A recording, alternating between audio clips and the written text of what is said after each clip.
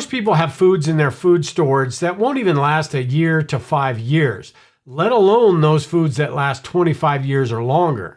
But there's one food that can outlast almost everything in your pantry, and most people don't even know how to use it.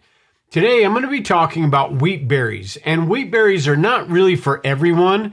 If you're used to grabbing just a bag of flour off the shelf and baking like normal, then this is going to be a completely different world. You use it completely different, and you'll see what I'm talking about in this video.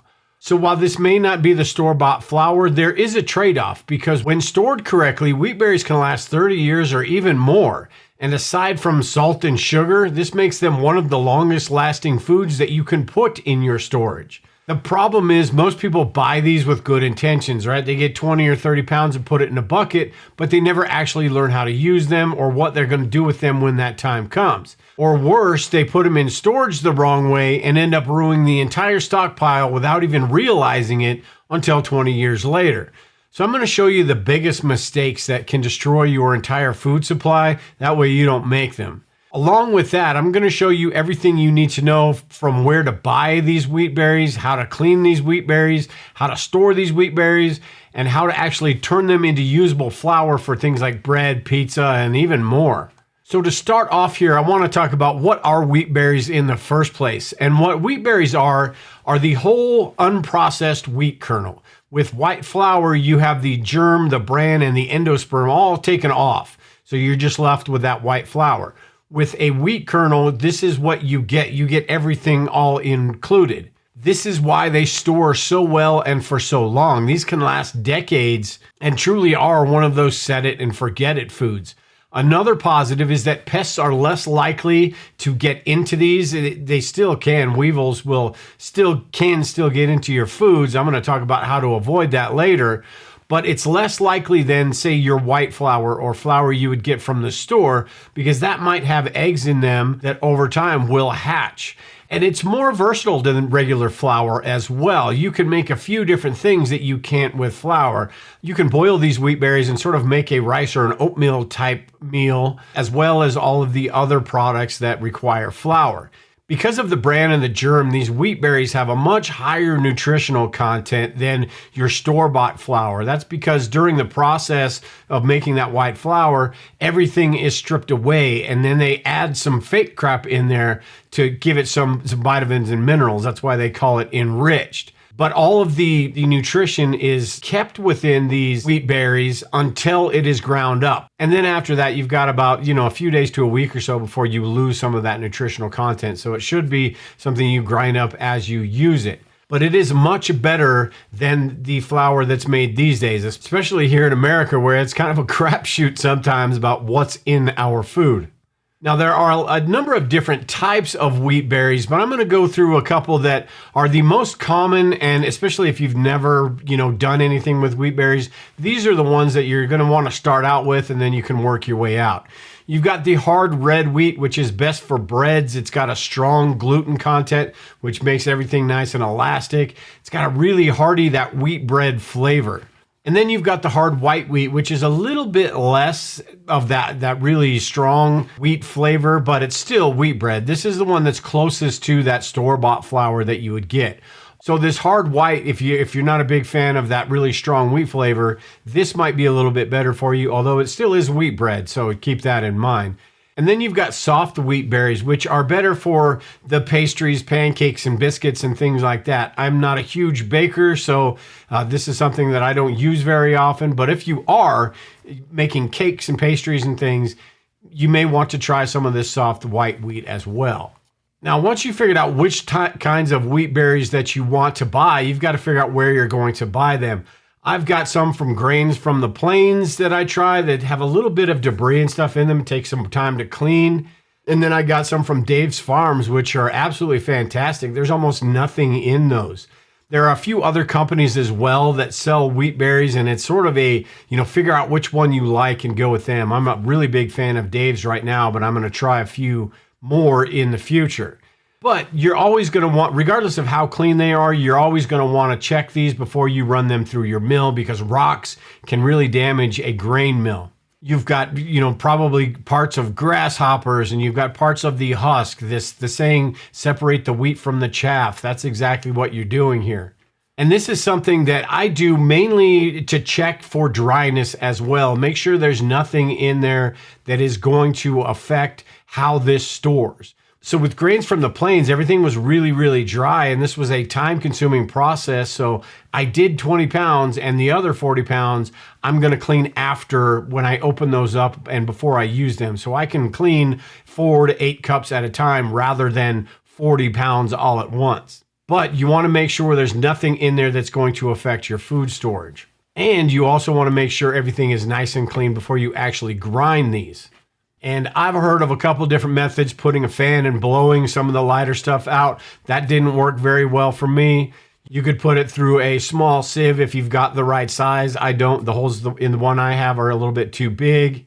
But the tried and true method is just put it in some sort of pan or bowl and sift through that a little bit and just pick out every little piece that you can. Again, it's a little bit time consuming. For 4 cups, it takes about, a half an hour or so.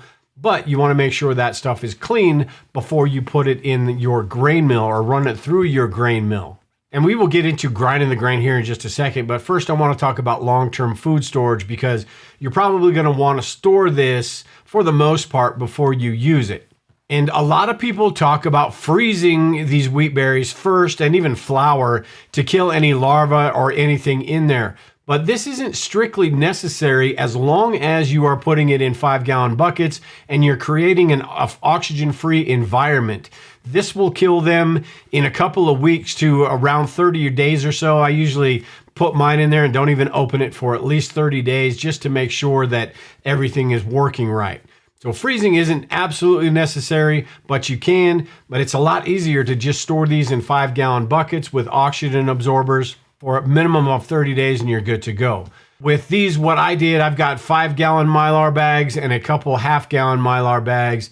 And for the larger grains from the plains, I did the white wheat, which I have 40 pounds of, in one 6-gallon bucket. It's a little bit taller than a 5-gallon bucket because 40 pounds of these won't fit in a 5-gallon bucket. But I put one of those in there, and then I made another bucket that is the 20 pounds, and then a few smaller bags that were these 5-pound bags from Dave's Farms. This was the sample pack, and I'll leave the link below of what exactly I got in the description below. But I put these in these smaller mylar bags. As far as oxygen absorbers, these take about 2,000 cc's for the large 5-gallon ones and 1,000 for the smaller bags. I've got a link that goes through when you're talking about oxygen absorbers and mylar bags. I've got a link from Wallaby Goods that goes through how many oxygen absorbers that you would need depending on the type of food you're storing. With these, there isn't really a whole lot of airspace, so you need about 2,000 cc's in these larger ones and then about 1,000 in these smaller ones. And then once you put those in there, you seal these up. I've got the ones with the Ziplocs on top. You don't necessarily have to have those, but I like them because they're nice and convenient. And you seal these up, make sure and get as much air out as you possibly can. And then I just zip the tops closed, but this isn't enough quite yet because air can still get in and leak out with these Ziploc tops right here. So you still have to seal these mylar bags. And with the large ones, the large ones won't fit in my sealer. So what I have to do is use a 2x4 and an iron and just go along that seam, and it seals it nice and tight. So it's going to have a good proper seal for storage. And then these smaller bags, I do have a sealer that will get these bags, and it's a really nice sealer from Harvest Right. So I use that to seal these smaller bags, and then all of these are good for 30 years or so. One other thing I make sure and do, and this is with all of your food storage, make sure you're labeling everything as much as possible, because in 20, 30 years from now, you may not remember what's in there or how to prepare it or anything like that. So put as much information as possible on these labels as you can, because in 20, 30 years, who knows what's going on at that point. And then one last thing on the storage aspect of this, because I get this question all the time, and it's about food safe containers and gamma lids. If you are using the mylar bags inside these food storage buckets, these 5-gallon buckets, The being food grade is not strictly necessary. This 5-gallon bucket, the reason I put the mylar bags in a 5-gallon bucket is basically this is the armor. So the 5-gallon or the mylar bags are protected from it getting poked or popped or anything like that. So the bucket itself is just a protective shield. But all of the buckets that I have, most of the buckets anyway that I have, are all food grade buckets. That's why I use them.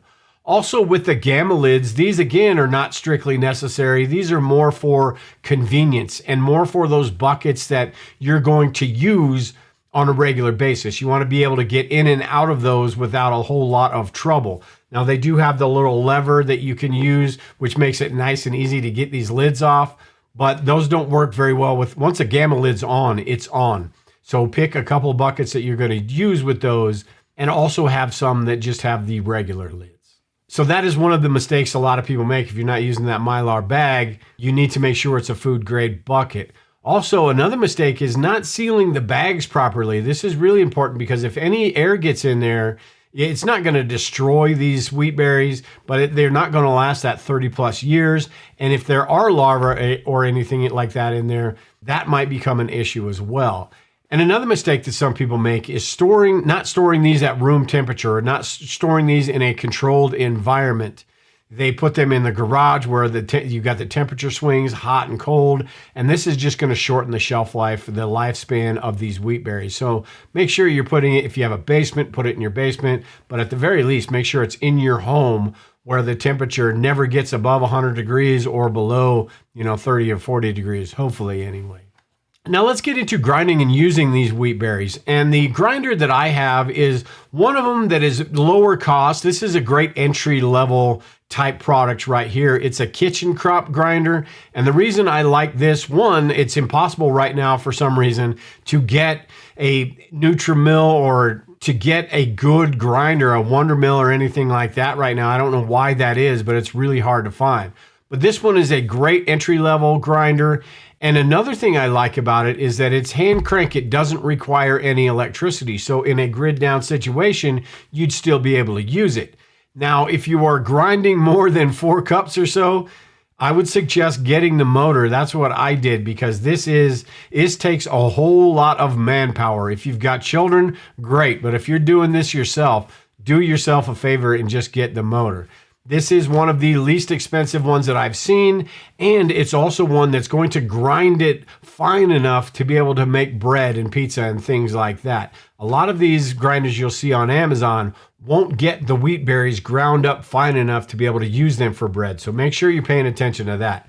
I really do like this kitchen crop grinder for the off-grid aspect of it, as well as if you're just getting into this and you want to give it a shot, this is a low-cost, entry-level type item that you can get. And again, the link will be below in the description. And then once you have this ground, you can use this just like you would regular flour, although there are a few different things to keep in mind. Because they're the wheat berries, they need more hydration. So when you mix this, you're going to have to let it sit for about 15 minutes in the bowl, 15 to 20 minutes in the bowl to sort of let it absorb that moisture. And then you go on about mixing it. It's going to have to be a little bit more wet than what you would normally do with flour, which was a really big adjustment for me because making dough, I've worked in restaurants my whole life, and making dough was, the same everywhere and every time I did it. With wheat berries, it's a completely different process. So you got to keep that in mind as well. Kneading, you've got to do it for slower and longer. That way that gluten releases and it rises like it's supposed to and it stays together like it's supposed to. I've made bread, a whole lot of bread with wheat berries. I make pizza all the time with these wheat berries, wheat pizza. It seems a little bit weird, but it's actually pretty good. It's not your, the white flour pizza, using pizza flour, but it is a pretty good pizza dough and it gives it some pretty good flavor. You can make pancakes. It can be cooked, like I mentioned earlier, it can be cooked like rice. There are some people that will sprout this. They soak it and they get it a little bit wet between paper towels and sprout it. I've never tried that because that's just another step that makes things a little more complicated. But wheat berries would be, especially, on a daily basis, you wouldn't want to use it every single day maybe, but a couple times a week, a couple times a month, you could use this. And over a 30-year period, that's how much time you have with these, you're going to be able to go through 20, 30 pounds of these fairly easily. Now, when it comes to cost and value, this is one thing where you're not going to save money using wheat berries as opposed to flour, because flour is mass made and it's sort of like buying generic versus buying the name brand. With the white flour, that's sort of the generic product, where with wheat berries, you are buying that really good product with all the nutrition, with all the value that goes into preparedness as far as storage and feeding your family in a disaster situation. So you're getting a really good product, so don't expect to get it about the same price. Now, with that said, you can get pretty close depending on who you buy it from. Grains from the plains, like I said earlier, wasn't as clean as Dave's Farms and maybe even some of the other ones, but the cost was a whole lot less. The cost per pound was pretty close to what you could get white flour for, a little bit higher, but it was pretty close. Dave's Farms, on the other hand, was a lot more than what you would get for 5 pounds of flour. So it is going to cost more, but the benefits, I think, especially when you consider preparedness, it far outweighs how much these cost right off the bat, because flour only stores for 5 to 10 years, maybe 15 years, but these wheat berries will store for 30 plus years. So wheat berries really are one of those core survival foods, more so than, say, the dried beans, right? Wheat berries, as long as you've got the grinder and you know how to use them, really can bulk up your food supply, and they can make those meals just a little bit better, because having a loaf of bread, having bread is a great filler for everyone. But like I said, this is only if you're going to use them and if you know how to store them and you're going to store them properly. Otherwise, it's possibly just a waste of money, and you may as well go with that regular white flour. You also have to have a way to grind them, which that kitchen crop grinder I talked about today is one way. There are a lot of different grinders out there. You just got to make sure you get one that's actually going to get the job done that you want it to. And then with these wheat berries, make sure you're practicing now. Start making these recipes, start making these different types of breads, pancakes, pizzas, and all of these things, and make these mistakes now and learn how to use these wheat berries and refine these recipes.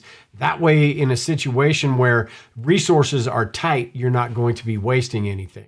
I've mentioned a couple of times how these are the longest shelf life of any food that you have in your stockpile, short of salt and sugar. Those both last forever. You've got dried beans and things like that will last 30 plus years, but there aren't a whole lot after that.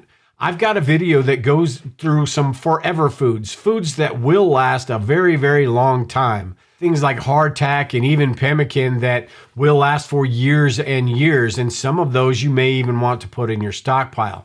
You can watch that video here. But until next time, everyone, take care and prepare. We will talk to you all later.